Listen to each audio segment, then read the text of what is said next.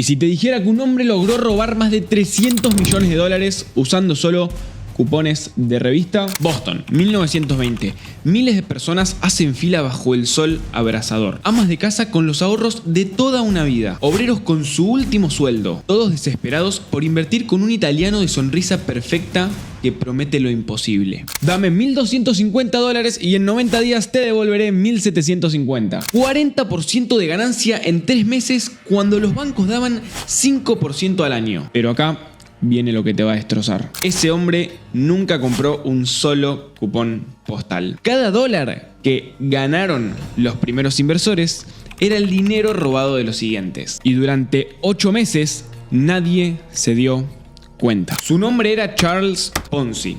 Y lo que estás a punto de descubrir sobre su estafa es tan retorcido, tan brillante y tan aterrador que su apellido se convirtió en la palabra que define la traición financiera para siempre. Y esta es la historia completa de un inmigrante que cambió la historia del crimen para siempre. En el día de hoy, la historia de Charles Ponzi. Capítulo 1. El nacimiento de un monstruo financiero. Para entender la magnitud de lo que está por venir, necesitas transportarte a una época diferente. América, 1920. El país acababa de salir victorioso de la Primera Guerra Mundial. Las fábricas trabajaban a toda máquina. Los rascacielos se alzaban al cielo como monumentos al progreso. Y en las calles de Boston, Nueva York y Chicago se respiraba algo que no había existido antes en la historia de la humanidad. La sensación de que cualquier persona común podía volverse rica de la noche a la mañana. Pero con esa esperanza también llegaron los depredadores. Y entre todos ellos hubo uno que se destacó sobre el resto. No por su fuerza física, no tampoco por su poder político, sino por algo mucho más peligroso. Su capacidad de hacer que la gente creyera en lo imposible. El origen del mal. Charles Ponzi había llegado a Estados Unidos en 1903 desde Italia con apenas 21 años y $2.50 en el bolsillo. Como millones de inmigrantes, venía en busca del sueño americano. Pero Ponzi tenía algo diferente. No era su apariencia física. Era un hombre de estatura media, con bigote bien cuidado y ojos que brillaban con una confianza sobrenatural. Y tampoco era su educación. Apenas había terminado la escuela secundaria. Era su don para la persuasión. Ponzi podía hacer que una mentira sonara más verdadera que la realidad. Y durante sus primeros 17 años en América, Ponzi perfeccionó esta habilidad. Trabajó como lavaplatos, camarero, traductor, pero siempre soñaba con algo más grande. Mucho más grande. Lo que nadie sabía es que estaba preparándose para la estafa más audaz de la historia americana. Capítulo 2. La chispa del genio criminal. Agosto de 1919. El momento que cambió todo. Ponzi recibió una carta de España. Dentro había algo aparentemente insignificante. Un cupón de respuesta internacional. ¿Qué es esto? Podrás preguntarte. Déjame explicártelo. Los cupones de respuesta internacional eran pequeños papeles que permitían a alguien en un país comprar estampillas en otro país. Fueron creados para facilitar la correspondencia internacional después de la Primera Guerra Mundial. Pero acá viene la parte fascinante. Debido a las fluctuaciones en los tipos de cambio después de la guerra, estos cupones se podían comprar baratos en países europeos devastados y vender caros en Estados Unidos. ¡Pum! Arbitraje internacional. En teoría era brillante. En la práctica, bueno, eso es donde comienza nuestra historia de horror. Nace el imperio. Diciembre de 1919. Ponzi funda la Securities Exchange Company en el 27 School Street, Boston. Imagínate la escena. Una oficina modesta, con escritorios de madera, teléfonos que sonaban constantemente y Ponzi en el centro, vestido con sus mejores trajes recibiendo a los primeros inversores. Su pitch era perfecto. Señoras y señores, he descubierto una oportunidad de arbitraje internacional. Los cupones postales europeos se pueden comprar a precios devastadoramente bajos debido a la guerra y se pueden revender aquí en América con ganancias extraordinarias. Las cifras que prometía eran demenciales. 50% de ganancia en 45 días, 100% de ganancia en 90 días, duplicaba tu dinero en tan solo 3 meses. Pero ¿sabes qué es lo más aterrador? Sus primeros inversores sí recibieron exactamente lo que prometió. Capítulo 3. La máquina de hacer dinero. Enero de 1920. Los primeros éxitos. Ponzi pagó religiosamente a sus primeros 18 inversores. Cada uno recibió exactamente lo prometido. el doble de su inversión en 90 días. Podés imaginar el impacto. En una época donde los bancos ofrecían 5% anual, los trabajadores ganaban $20 a la semana y una casa costaba $3.000, Ponzi estaba prometiendo y entregando ganancias del 100% en tan solo 3 meses. La noticia se extendió como pólvora por todo Boston. Los primeros inversores no podían quedarse callados. Le contaron a sus esposas, a sus hermanos, a sus vecinos y hasta a sus compañeros de trabajo. Ese italiano tiene la fórmula mágica para hacerse rico. Y cada testimonio agregaba más credibilidad a su engaño perfecto. La locura se desata. Febrero de 1920. La avalancha comienza. Las oficinas de Ponzi se habían convertido en un circo financiero. Cada mañana, antes de que abrieran las puertas, ya había filas de personas esperando. Pero, ¿quiénes eran estas personas? Maria Giuseppe, una inmigrante italiana que había ahorrado $500 trabajando en una fábrica textil durante 3 años. Thomas O'Brien, un policía irlandés que invirtió el dinero del fondo de educación de sus hijos. Rebecca Williams, una viuda que puso los $2.000 del seguro de vida de su esposo. Y Antonio Salvatore, un barbero que hipotecó su negocio para conseguir $5.000. Estas no eran personas ricas jugando con dinero extra. Eran familias trabajadoras apostando todo lo que tenían a una promesa demasiado buena para ser verdad. Y Ponzi lo sabía perfectamente. Pero él había perfeccionado el arte de explotar exactamente esa desesperación. Capítulo 4. El maestro del espectáculo. Marzo de 1920. Ponzi se convierte en una celebridad. Los diarios comenzaron a escribir sobre él. Lo llamaban el mago de las finanzas, el genio del arbitraje, el hombre más rico de Boston. Ponzi vivía el papel a la perfección. Compró una mansión de 2 habitaciones en Lexington, Massachusetts, valuada en $35.000, lo que es equivalente a más de $500.000 actuales. Su casa tenía lujos impensables para la época. Aire acondicionado en todas las habitaciones, sistema de calefacción central, baños con agua caliente en cada piso y un garage para sus múltiples automóviles. Pero eso no era nada comparado con su estilo de vida público. Se paseaba por Boston en un Rolls Royce último modelo, vestía trajes hechos a medida en Londres, cenaba en los restaurantes más exclusivos y siempre llevaba un bastón con empuñadura de oro macizo. ¿Por qué hacía todo esto tan públicamente? Porque cada demostración de riqueza era publicidad gratuita para su estafa. Los números imposibles. Abril de 1920. La máquina se vuelve imparable. Las oficinas de Ponzi ocupaban 3 pisos completos. Tenía más de 200 empleados procesando inversiones las 24 horas del día. Las cifras eran absolutamente demenciales. Lunes típico, $500.000 en nuevas inversiones. Semana promedio, $2 millones. Y el total acumulado, más de $15 millones. Para ponerlo en perspectiva, Ponzi estaba manejando más dinero que algunos bancos regionales. Pero acá viene la parte que te va a destrozar. Durante todo este tiempo, Ponzi había comprado cupones postales internacionales por un valor total de... ¿cuánto crees? $30 en cupones y más de $15 millones en inversiones. ¿Cómo puede ser esto matemáticamente posible? Ponzi había perfeccionado el arte del robo más sofisticado de la historia. La anatomía de la traición. Mayo de 1920. Dentro de la mente del estafador. Para entender completamente la genialidad malévola de Ponzi, necesitas ver exactamente cómo funcionaba su sistema. Paso número 1, la seducción. Un nuevo inversor llega con $1.000. Ponzi le explica el negocio de cupones postales con tal confianza y detalle que suena completamente legítimo. Paso número 2, la promesa. Le garantiza $1.500 en 90 días, le da un contrato firmado y sellado. Paso número 3, la trampa. Ponzi toma esos $1.000 y los pone en su cuenta personal. No compra ningún cupón postal. Y paso número 4, el pago. 90 días después, Ponzi le paga al inversor exactamente $1.500 usando el dinero de nuevos inversores que llegaron esa semana. Paso número 5, la multiplicación. Un inversor satisfecho le cuenta a 5 amigos. Cada amigo invierte más dinero. Ponzi usa ese dinero para pagar a inversores antiguos. Y así sucesivamente. ¿Somos capaces de ver la elegancia diabólica que tenía este sistema? Mientras siguieran llegando nuevos inversores más rápido de lo que los antiguos pedían sus pagos, Ponzi podía mantener la ilusión indefinidamente. Y mientras tanto, él se quedaba con una fortuna. Las primeras grietas. Junio de 1920. Los expertos comienzan a sospechar. Joseph Daniels, un analista financiero del Boston Globe, comienza a hacer preguntas incómodas. Si Ponzi está comprando $millones en cupones postales europeos, ¿Dónde están los registros del envío? ¿Por qué no hay evidencia de comunicación con empresas postales europeas? ¿Cómo puede una sola persona manejar tanto volumen de arbitraje internacional? Daniels decidió investigar más profundo. Y lo que descubrió lo dejó sin aliento. Las autoridades postales europeas confirmaron que no había récord de grandes compras de cupones por parte de empresas americanas. El volumen total de cupones en circulación era físicamente insuficiente para sustentar las operaciones de Ponzi, y ninguna empresa postal europea tenía registros de transacciones con Securities Exchange Company. Pero adivinen qué.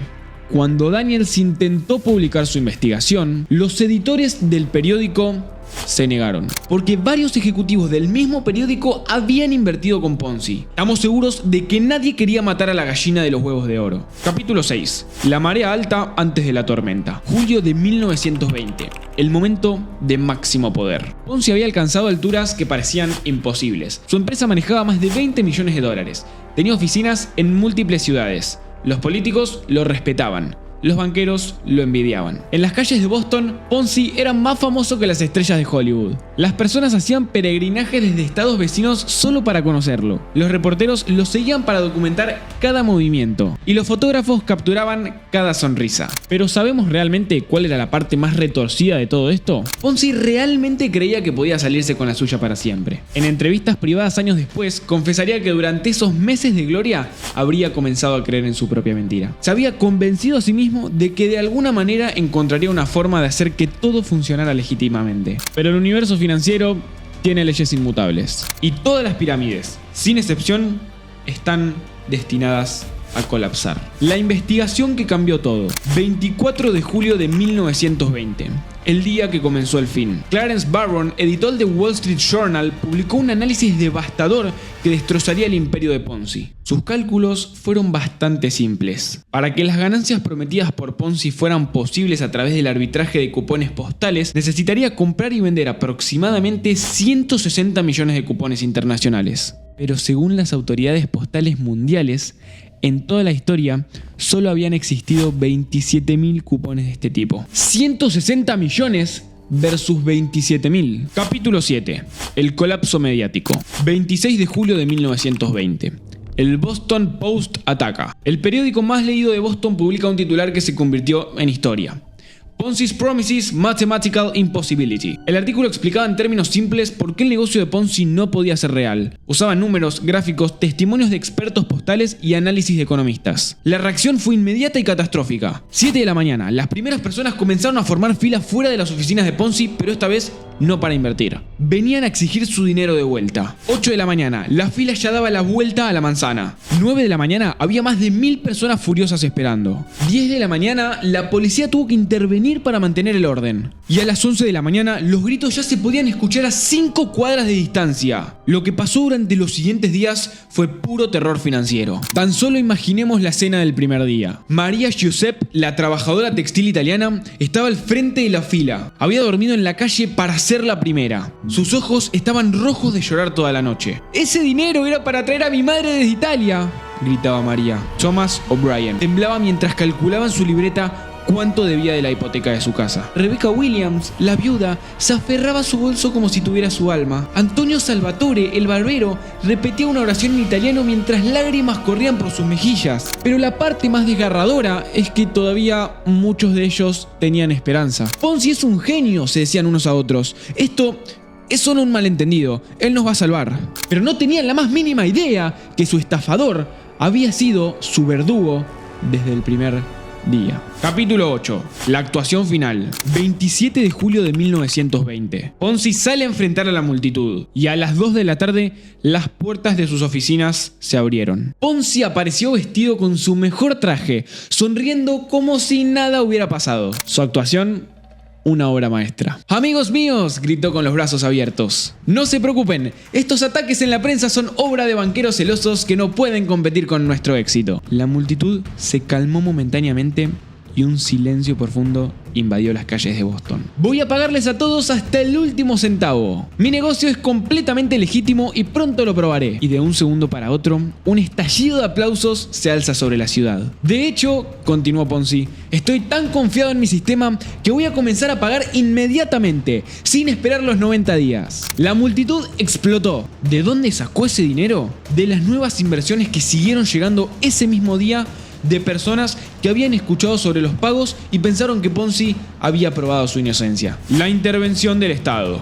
2 de agosto de 1920. El gobierno entra en acción. El fiscal general de Massachusetts, J. Weston Allen, anunció una investigación oficial completa de las operaciones de Ponzi. Los auditores del Estado descubrieron horror tras horror. Las cuentas bancarias de Ponzi contenían solo 4 millones de dólares. Los compromisos con inversores sumaban más de 20 millones. No había tampoco evidencia física de compras masivas de cupones postales. Los registros financieros estaban deliberadamente confusos e incompletos. Pero acá, la revelación más devastadora. Los auditores encontraron que Ponzi había estado viviendo un estilo de vida que costaba $50.000 anuales, equivalente a $750.000 a día de hoy. Y todo esto mientras robaba el dinero de familias que ganaban tan solo $1.000 al año. La incógnita es cómo hacía Ponzi para poder dormir por las noches. La respuesta llegaría años después en sus propias palabras. Me había convencido de que era Robin Hood, robándolo a los ricos para dárselo a los pobres. Pero la verdad es que les estaba robando a los pobres para dármelo a mí mismo. Capítulo 9.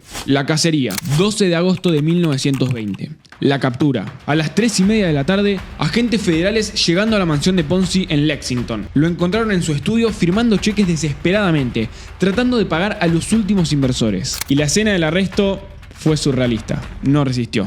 Se puso de pie, se acomodó la corbata, sonrió a los agentes y dijo: caballeros, sabía que este día llegaría. ¿Puedo terminar de firmar estos últimos cupones? Hay familias que dependen de este dinero. Incluso en su momento de captura, Ponzi actuaba como si fuese el héroe de la historia. Los agentes le permitieron firmar 12 cheques más. En total, $50.000 que salieron de su propio bolsillo para pagar a inversores. Era la primera y única vez que Ponzi pagaba con su propio dinero. Capítulo 10. El juicio del siglo. 1 de noviembre de 1920. El veredicto. El juicio de Ponzi fue un circo mediático. Periodistas de todos los países vinieron a Boston para cubrir lo que los periódicos llamaban el juicio del siglo. Los testimonios fueron desgarradores. María Josep subió al estrado llorando. En inglés entrecortado, explicó cómo había perdido los ahorros de 3 años. El policía Thomas O'Brien testificó sobre cómo tuvo que vender su casa porque había invertido el dinero de la educación de sus hijos. Rebecca Williams, con un verdadero nudo en la garganta, describió cómo había perdido el dinero del seguro de vida de su esposo muerto en la guerra. Y por último, Antonio Salvatore explicó cómo había perdido su negocio de barbería y ahora trabajaba de limpiapisos. ¿Y sabes cuál fue la defensa de Ponzi? Yo creí honestamente que mi sistema funcionaría. Nunca tuve la intención de lastimar a nadie. El jurado necesitó solo 3 horas para llegar a su veredicto. Culpable de 86 cargos de fraude postal. Sentencia: 5 años de prisión federal. 5 años por robar $20 millones y destruir la vida de miles de familias. Capítulo 11. El verdadero costo humano. Los números fríos de la estafa de Ponzi nunca contaron la historia completa. El dinero robado: $20 millones. Las víctimas: más de 40.000 inversores. Y el dinero recuperado: menos de $5 millones. Pero detrás de cada número había una historia humana. María Giuseppe nunca pudo traer a su madre desde Italia. La mujer murió en 1923, sola y en la pobreza. Thomas O'Brien perdió su trabajo como policía cuando se descubrió que había invertido dinero del departamento. Terminó trabajando en una fábrica hasta su muerte. Rebecca Williams tuvo que mudarse con sus hermanos. Vivió en la pobreza el resto de su vida, culpándose por haber sido tan estúpida. Y por último, Antonio Salvatore. Nunca pudo abrir otro negocio. Trabajó como conserje hasta los 78 años. Y Ponzi cumplió solo 3 años y medio de su sentencia por buena conducta y liberado. El legado eterno. 1924. Ponzi sale de prisión. Cuando Ponzi fue liberado, esperaba que el mundo hubiera olvidado su crimen, pero estaba completamente equivocado. Su apellido se había convertido en algo más grande que él. Los periódicos comenzaron a usar esquema Ponzi para describir cualquier estafa similar. Las universidades ahora enseñaban el método Ponzi en clases de criminología. Los bancos usaban el caso Ponzi para entrenar a sus empleados sobre fraudes. Pero lo más aterrador era que otros criminales habían tomado nota. ¿Sabés lo que pasó cuando los criminales más grandes del mundo estudiaron los métodos de Ponzi? Cuando se dieron cuenta de que habían encontrado la fórmula perfecta para el robo masivo, lo que vino después fue una epidemia de estafas que infectaría el mundo durante más de un siglo. En los años siguientes aparecieron decenas de imitadores. Leo Koretz en Chicago, Ivar Kruger en Suecia, Bernard Korfeld en Suiza y finalmente Bernie Madoff en Nueva York. Cada uno robó más dinero que el anterior. Capítulo 12. La profecía cumplida. 2008. 88 años después. Imagínate por un momento un hombre de 70 años, respetado en Wall Street, confesor de secretos de millonarios, operando desde un edificio de Manhattan. ¿Cómo es posible que nadie sospechara que estaba ejecutando el mismo plan diabólico que un inmigrante italiano había perfeccionado 88 años antes? Bernie Madoff fue arrestado por operar el esquema Ponzi más grande de toda la historia. 65.000 millones de dólares robados usando exactamente la misma fórmula que Ponzi había perfeccionado en 1920. Las similitudes eran espeluznantes. Prometía ganancias consistentes, imposible de lograr legítimamente. Usaba el dinero de nuevos inversores para pagar a los antiguos. Vivía un estilo de vida ostentoso financiado por el dinero robado. Operó durante décadas antes de ser descubierto y destruyó la vida de miles de familias. Pero hay una diferencia que te va a romper el corazón. Una diferencia que muestra cómo la humanidad, en lugar de aprender de sus errores, encontró formas aún más crueles de repetirlos. En 1920, las víctimas de Ponzi eran principalmente inmigrantes trabajadores que habían invertido sus últimos ahorros. En 2008, las víctimas de Madoff incluían organizaciones benéficas, fondos de pensiones y fundaciones que ayudaban a los más necesitados. El mismo crimen, víctimas diferentes, pero el mismo dolor infinito. Capítulo 13. La psicología del engaño. ¿Alguna vez te has preguntado por qué personas inteligentes, educadas, exitosas cayeron en esta trampa? ¿Por qué doctores, abogados, empresarios entregaron voluntariamente sus fortunas a un estafador? La respuesta: todos somos vulnerables. ¿Pero por qué la gente siguió invirtiendo incluso cuando las señales de alarma eran obvias? Razón número 1, la codicia racional. Cuando alguien te muestra ganancias reales en efectivo, tu cerebro interpreta eso como evidencia sólida. Los primeros inversores de Ponzi literalmente tocaron y contaron su dinero duplicado. Razón número 2, la validación social. Si ves que tu vecino, tu hermano y tu jefe están invirtiendo y ganando dinero, tu cerebro asume que debe ser seguro. No pueden estar todos equivocados, pensaban. Razón número 3, el sesgo de confirmación. Una vez que las personas intervenían, ignoraban efectivamente cualquier información negativa y se enfocaban solo en las historias de éxito.